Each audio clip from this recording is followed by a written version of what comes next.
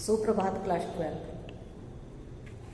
कल की कक्षा गूगल मीट के माध्यम से लिए थे आपका, लेकिन बहुत अधिक तकलीफ तब होती है कि कुछ भैया बहन जुड़े और जो जुड़े वो इतनी रुचि के साथ जुड़े कि पूरा क्लास कब बीत गया पता ही नहीं चला। दोनों तरफ से बातचीत होती रही, भैया बहनों के द्वारा जवाब भी आता रहा और पढ़ाने में भी बहुत अच्छा लगा।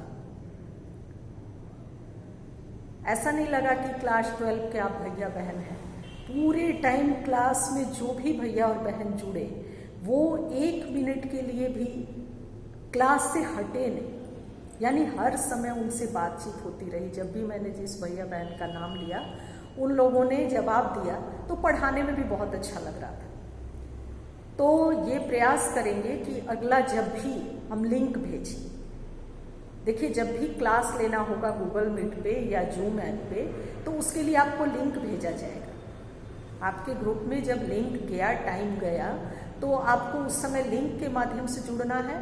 और यदि लिंक नहीं गया है तो आप ये जान लें कि उस दिन की कक्षा जो है वो आपकी गूगल मीट पे या जूम ऐप पे नहीं होगी। आप इतने छोटे तो हैं नहीं। तो ऐसे में कल जो कार्यक्रम आपका एक अलग से जो पाठ्यक्रम आया, उस पाठ्यक्रम को अभी हम पढ़ के आपको बता देते हैं। वो पाठ्यक्रम आप सुन लीजिए कि वो पाठ्यक्रम क्या है।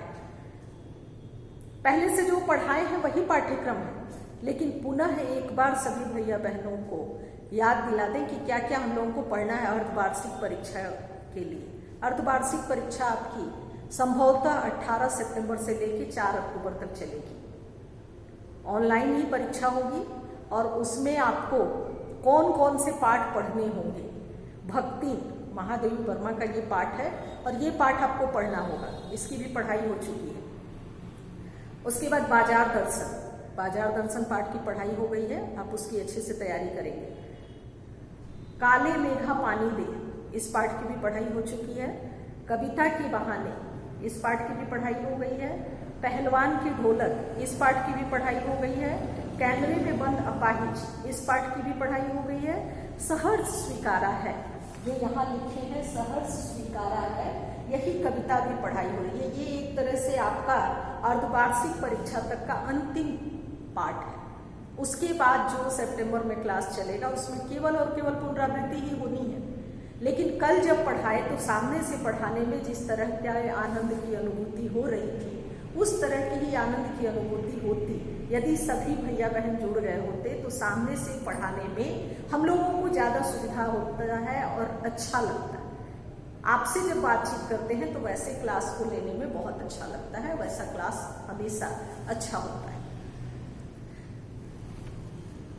आपको वही कविता, जो कविता कल बताए थे, उसी कविता को आज फिर आपको बता रहे हैं कि ये कविता जो है गजानन माधव मुक्ति बोध, इसके कवि हैं गजानन माधव मुक्ति बोध और इनके द्वारा ये कविता लिखी गई है। इसमें ये एक अपने किसी प्रिय का संबोधन करते हैं, लेकिन वो प्रिय जो है वो अविदित है, यानी विदित नहीं है कि किसके विषय में इन्होंने लिखा है। लेकिन इतना जरूर है कि जिसके भी विषय में ये लिखते हैं वो निश्चित रूप से इनका बहुत ही अधिक प्रिय है।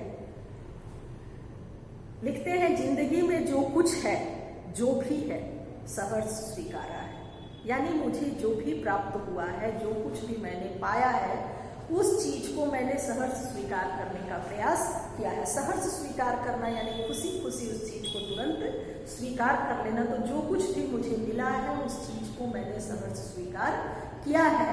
और आगे लिखते हैं कि इसलिए स्वीकार करने का कारण है इसलिए कि जो कुछ भी मेरा है वह तुम्हें प्यारा है। जो कुछ मुझे मिला है उसको मैंने सहर्ष स्वीकारा है। उसके पीछे कारण ये है, खुशी खुशी स्वीकार करने का कारण ये है कि जो भी मेरे पास है वो तुमको प्रिय है और हर वो चीज जो तुमको प्रिय है वो मुझे प्रिय है। हर वो चीज जो तुम्हें प्रिय है वो मुझे प्रिय है। इसलिए मुझे जो कुछ भी मिला है वो मैं खुशी खुशी सहर्ष स्वीकार कर रहा हूं क्योंकि वो चीज तुम्हें प्रिय है। गर्बीली गरीबी यह गंभीर अनुभव सब, यह विचार वैभव सब, यानी मेरा निर्धन होना मुझे गर्व की अनुभूति कराता है, मेरा निर्धन होना मुझे गर्व की अनुभूति कराता है। इससे मैं कभी भी शर्मिंदा नहीं होता हूँ, क्योंकि मेरी ये निर्धनता मुझे प्रिय है। तुमने मुझे इसी रूप में स्वीकार किया है, तो मेरी ये जो निर्धनता है, मेरी ये जो गरीबी है, वो मुझे गर्व प्रदान करती है। इससे मुझे किसी भी प्रकार का कोई दुख नहीं होता है। ये गंभीर अनुभव सब, यह विचार वैभव सब, और जो भी मेरे पास संपत्ति है, या जो मेरे पास धनराशि है, या जो मैं अनुभव करता हूँ कि जिसके मामले में मैं समृद्ध हूँ, वो है मेरी ज्ञान राशि। मेरी ज्ञान राशि जो है, उसके बल पर मैं अपने आप को समृद्ध मानता हूँ। और दृढ़ता यह भीतर की सरिता यह अभिनव शब्द, और मेरे अंदर जो ये दृढ़ता का भाव है, जो जीवन में एक प्रवाह निरंतर चल रहा है, जिससे मैं अपने आप को हर समय हर परिस्थिति में खुशी खुशी अपने आप को तैयार कर पाता हूँ, खुशी खुशी अपने आप को जोड़ पाता हूँ, तो निश्चित रूप से ये मेरे लिए कहीं ना कहीं बहुत ही खुशी प्रदान करती है, मन को दृढ़ता प्रदान करती है। क्योंकि मैं जानता हूँ कि मुझे जो कुछ भी ईश्वर ने दिया, मैंने जो कुछ भी पाया है, वो सारी चीजें तुमको प्रिय है, इसलिए मैं इन चीजों को सहर्ष स्वीकार कर रहा हूँ, और ये चीजें मुझे सहर्ष स्वीकार है। अब देखिए, यहाँ कविता जो है सहर्ष स्वीकारा है, इसका आशय ये बता रहे हैं कवि कि मुझे जो कुछ भी प्राप्त हुआ है, उससे मैं इसलिए प्रसन्न हूँ, उससे मैं प्रसन्न हूँ, तो इसलिए प्रसन्न हूँ क्योंकि मैं जानता हूँ कि जो कुछ भी मुझे मिला है, वो सारी चीजें तुम्हें प्रिय है। अब देखिए, इसमें कई एक चीज है, कविता में कई एक बात ऐसी है कि जो उन्होंने केवल और केवल अपने प्रिय को संबोधित करते ही लिखने का प्रयास किया है। जैसे वो अपने प्रिय के प्रति ही कृतज्ञता ज्ञापित करते हैं, अपने प्रिय को आभार ज्ञापित कर रहे हैं, कृतज्ञता ज्ञापित कर रहे हैं, और वही बताने का उनके द्वारा प्रयास किया जा रहा है। यहाँ पर बहुत सारी ऐसी चीजें हैं जो जीवन में उनके घटित हुई हैं, जो खुशी प्रदान करने वाली नहीं है, लेकिन फिर भी एक सकारात्मक सोच के साथ वो उन सारी चीजों को स्वीकार करते हैं। अब ये प्रिय कौन है?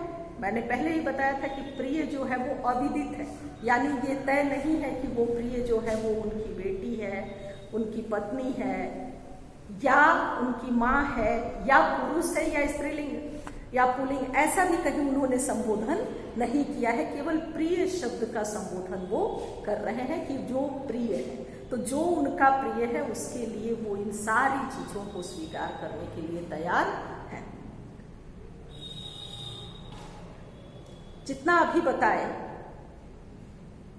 उससे आप उस पूरी कविता के उस प्रसंग को लेते हुए, और सिलेबस बता दिए कि पाठ्यक्रम जो है ये आपका एक तरह से अंतिम पाठ है, तो इससे आप आज जितनी कविता बताए इसका अर्थ और इसका भाव आप अपने शब्दों में पूरी तरह से कि अर्थ से क्या निकल करके आ रहा है। और बार बार बताते हैं कि जब आपको अर्थ वगैरह लिखने में असुविधा हो तो आप उससे प्रश्न बनाएं कि कौन सी लाइन से क्या हो सकता है, और आप उससे प्रश्न बनाएं। धन्यवाद।